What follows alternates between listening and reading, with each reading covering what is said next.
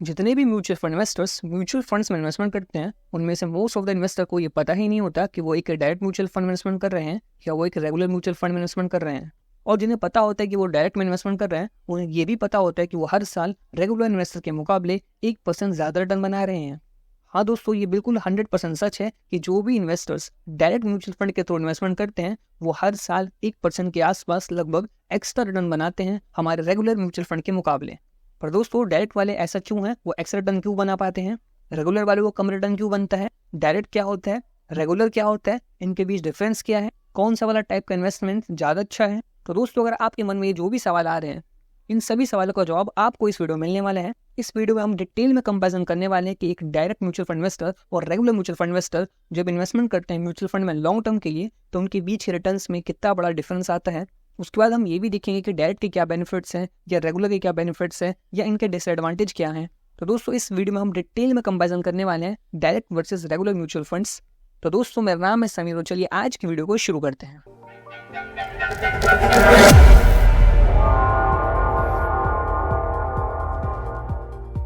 तो चलिए दोस्तों, सबसे पहले हम समझते हैं कि एक डायरेक्ट म्यूचुअल फंड और एक रेगुलर म्यूचुअल फंड में क्या डिफरेंस होता है। तो दोस्तों, डायरेक्ट म्यूचुअल फंड का मतलब होता है कि आप जो है इन्वेस्टमेंट डायरेक्टली कर रहे हैं एक म्यूचुअल फंड्स के अंदर।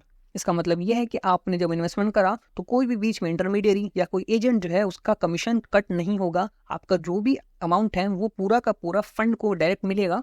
आपने जो भी अमाउंट इन्वेस्ट करा है, जैसे मान लीजिए आप 100 रुपये इन्वेस्टमेंट करते हैं, तो आपका 100 में से एक्सपेंस रेशियो कुछ कटने के बाद डायरेक्ट जो पूरा अमाउंट है वो फंड में इन्वेस्टमेंट हो जाएगा, मतलब आपका टोटल कैपिटल इन्वेस्ट हो जाएगा। एक्सपेंस रेशियो का मतलब ये होता है कि जब म्यूचुअल फंड्स होते हैं वो हर साल अपना कुछ % कमीशन कट करते हैं, तो उसे हम लोग एक्सपेंस रेशियो कहते हैं। तो क्योंकि हम लोग डायरेक्टली इन्वेस्टमेंट कर रहे हैं एक म्यूचुअल फंड के अंदर, तो इसके अंदर एक्सपेंस रेशियो बहुत ज़्यादा कम होता है, क्योंकि बीच में कोई इंटरमीडिएट नहीं है या बीच में कोई एजेंट नहीं है।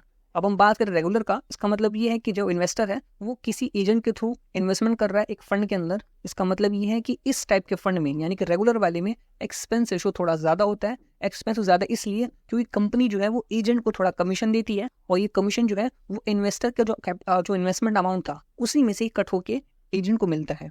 तो सिंपली बताऊँ, इसका मतलब ये है कि डायरेक्ट में आप डायरेक्टली एक फंड में इन्वेस्टमेंट कर रहे हैं, जबकि रेगुलर में क्या हो रहा है कि आपके और म्यूचुअल फंड्स के बीच में एजेंट आता है, जिसका कमीशन भी कंपनी जो है यानी जो म्यूचुअल फंड है वो पे करती है उस एजेंट को।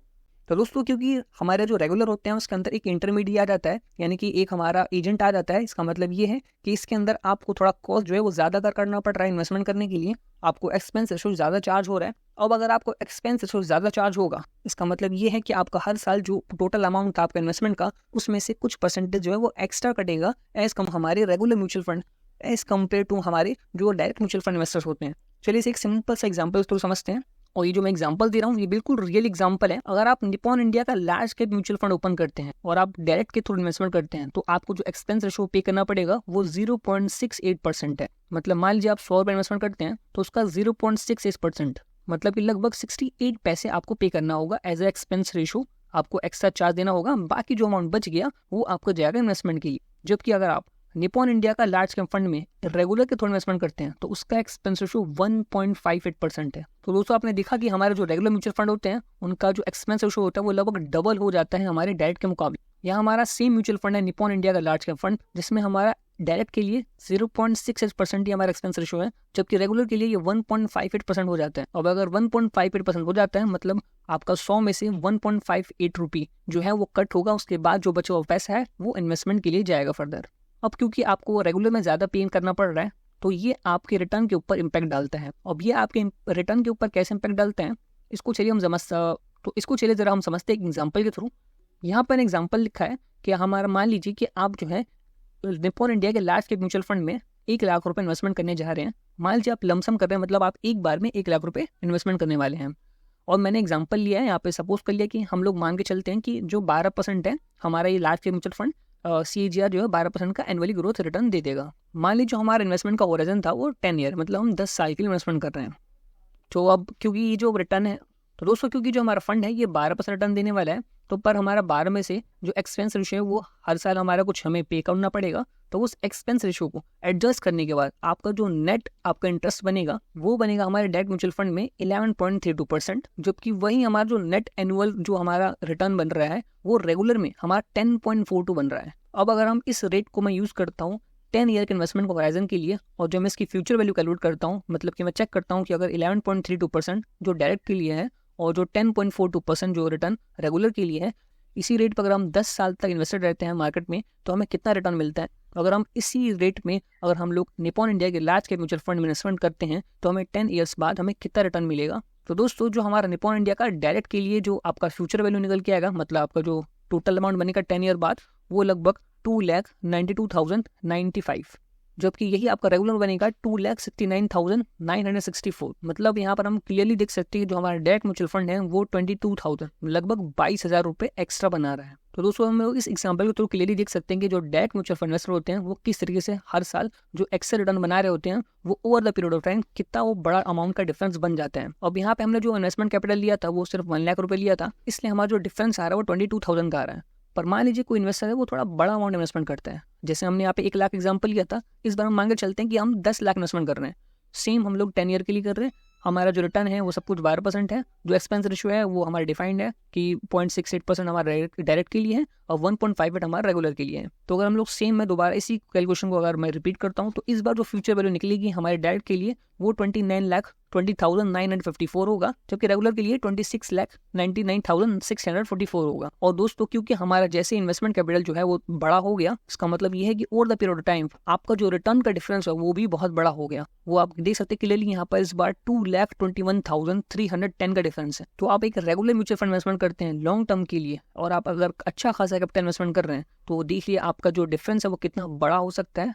तो दोस्तों यहाँ पे हमने बात करा कि अगर आप लमसम करते हैं, सेम एग्जांपल अगर हम लोग SIP के लिए लिए तब भी आपका जो डिफरेंस है वो वैसा ही होगा जैसे हमारा लमसम में है, बस SIP में थोड़ा सा डिफरेंस कम हो सकता है, पर ये भी डिफरेंस क्रिएट करता है लॉन्ग टर्म में अगर आप डायरेक्ट में करते हैं। और तो इसका मतलब ये है कि आपको थोड़ा एक्स्ट्रा रिटर्न मिलेगा एज कम्पेयर टू रेगुलर में, क्योंकि सिंपली आपको समझ में आ चुका है कि एक्सपेंस रेशो ही कम है, मतलब आपका इन्वेस्टमेंट जो है वो ज़्यादा होगा एज कम्पेयर टू हमारे रेगुलर वाले में, क्योंकि यहाँ पे एक्सपेंस रेशो ज़्यादा है। अगर एक्सपेंस रेशो ज़्यादा मतलब आपका ज़्यादा पैसे कटने के बाद इन्वेस्टमेंट हो रहा है, अगर कम पैसे इन्वेस्टमेंट होगा तो आपका रिटर्न भी थोड़ा कम ही होगा। और अगर आपका अमाउंट बड़ा है इन्वेस्टमेंट का तो वो लॉन्ग टर्म में आपका जो डिफरेंस है वो बहुत बड़ा क्रिएट हो सकता है, हमने अभी समझ भी लिया। अगर हम SIP की बात करें, मान लीजिए हम लोग एग्जांपल लेते हैं इस बार सेम, हम लोग निपॉन इंडिया के लार्ज कैप फंड में इन्वेस्टमेंट कर रहे हैं, डायरेक्ट में करते हैं 10,000 पर मंथ और रेगुलर में वही कर रहे हैं हम 10,000 पर मंथ। हमारा जो एक्सपेक्टेड रिटर्न है हमने मान लिया कि 12% CAGR से हर साल हमें रिटर्न मिलने वाला है। एक्सपेंस रेशो हमारा सेम है, 0.68% हमारे डायरेक्ट के लिए है और रेगुलर के लिए हमारा 1.58% है।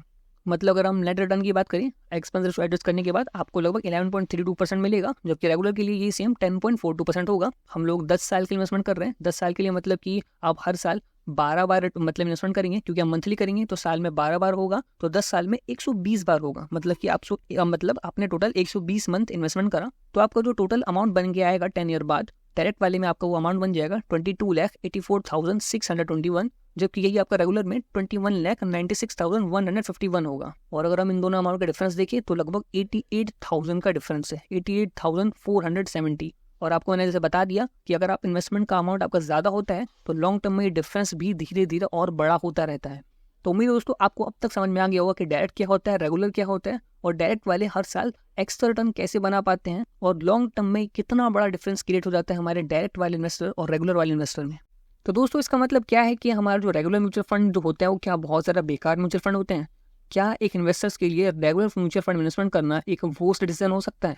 तो दोस्तों ऐसा भी नहीं है कि जो भी रेगुलर में कर रहे हैं वो बहुत बड़ा पाप कर रहे हैं, कोई गुनाह कर रहे हैं या फिर उनका जो डिसीजन है वो सबसे ब्लंडर है बड़ा। क्योंकि दोस्तों जो रेगुलर में इन्वेस्टमेंट कर रहे हैं अगर उसे नहीं पता कि डायरेक्ट क्या होता है और उसे थोड़ा बहुत इन्वेस्टमेंट का आइडिया है तो ये बहुत बड़ा ब्लंडर कर रहा है। अगर उसे रेगुलर डायरेक्ट के बारे में नहीं पता अब तक और वो रेगुलर को कर रहा है, लेकिन जिसे पता है कि डायरेक्ट क्या होता है वो उसके बाद भी अगर वो रेगुलर कर रहा है, इसका मतलब हो सकता है उसके लिए कुछ कंपल्शन हो जिसकी वजह से वो रेगुलर में कर रहा हो। अब वो कंपल्शन क्या हो सकते हैं, जैसे यहाँ पर आपको मैंने बताया है कि हो सकता है बहुत सारे इन्वेस्टर जो होते हैं उनको समझ नहीं आता कि किस फंड में इन्वेस्टमेंट करना चाहिए, उन्हें डिसीजन लेने में आसानी हो, इसलिए वो एक एक्सपर्ट को हायर कर लेते हैं, एक एजेंट के थ्रू इन्वेस्टमेंट करते हैं। तो अगर आपको नॉलेज की थोड़ी कमी है या फिर आपको थोड़ा अपने ऊपर डाउट है, आपको या फिर एक्सपर्ट गाइड चाहिए, तो आप रेगुलर में कर रहे हैं एक एजेंट के थ्रू तो बेहतर है, क्योंकि आप उसके लिए जस्टिफाइड वैल्यू दे रहे हैं। क्योंकि एजेंट जो है वो आपको एक नॉलेज, एक अपनी एक्सपर्टीज दे रहा है, तो इसके लिए आप उसे पे कर रहे हैं। तो रेगुलर में इन्वेस्टमेंट करना शायद आपके लिए ठीक हो सकता है, पर जिसे अगर नॉलेज है वो खुद कर सकता है तो वो डायरेक्ट में जाए तो ज़्यादा बेहतर है।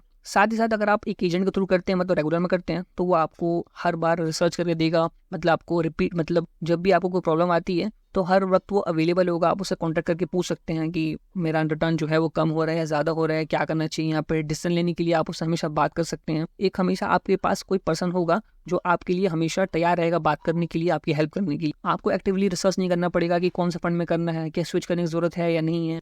तो दोस्तों इसका मतलब ये है कि जो रेगुलर इन्वेस्टमेंट कर रहे हैं, ये उनके लिए जरूरी नहीं है कि वो बहुत बड़ा ब्लंडर कर रहे हैं, वो अपना बहुत बड़ा लॉस कर रहे हैं, नुकसान कर रहे हैं। ये उनके लिए ठीक है जो डायरेक्ट के बारे में जानते तो हैं, पर वो नहीं जानते कि वो कैसे इन्वेस्टमेंट करा जाता है, उनके पास थोड़ी नॉलेज की कमी है या फिर तो दोस्तों हमारे जो रेगुलर म्यूचुअल फंड होते हैं वो भी अपने जगह पे हैं और जो डायरेक्ट हैं वो भी अपने जगह पे हैं। पर दोस्तों अगर आप यंग हैं, आप थोड़ा बहुत अगर सीखना चाहते हैं म्यूचुअल फंड्स के बारे में, इन्वेस्टमेंट्स के बारे में, तो मेरे चैनल पर बहुत सारे वीडियोस अवेलेबल हैं। आप उसमें बारे में जाकर देख सकते हैं, सीख सकते हैं, समझ सकते हैं। और ये कोई बहुत बड़ा रॉकेट साइंस भी नहीं है। अब कुछ वीडियोस देखने के बाद ही आप सीख जाएंगे या फिर आप थोड़ा डिसीजन लेने के कैपेबल हो पाएंगे। और आप थोड़े भी कैपेबल अगर हो पाते हैं तो आपके लिए डायरेक्ट के थ्रू करना ज़्यादा अच्छा होगा, जैसे कि हमने देख भी है डिफरेंस टेबल में। तो दोस्तों उम्मीद है ये वीडियोस में आपको काफ़ी कुछ सीखने को मिला होगा, कुछ वैल्यूएबल कंटेंट आपको मिला होगा। अगर आपको ये समझ में आया होगा तो आप अपने दोस्तों के साथ भी शेयर कर सकते हैं या फिर जितने भी अदर म्यूचुअल फंड इन्वेस्टर्स हैं उनको बता सकते हैं। तो दोस्तों इस वीडियो में इतना ही, मिलते हैं नेक्स्ट वीडियो में। जय हिंद। जय हिंद।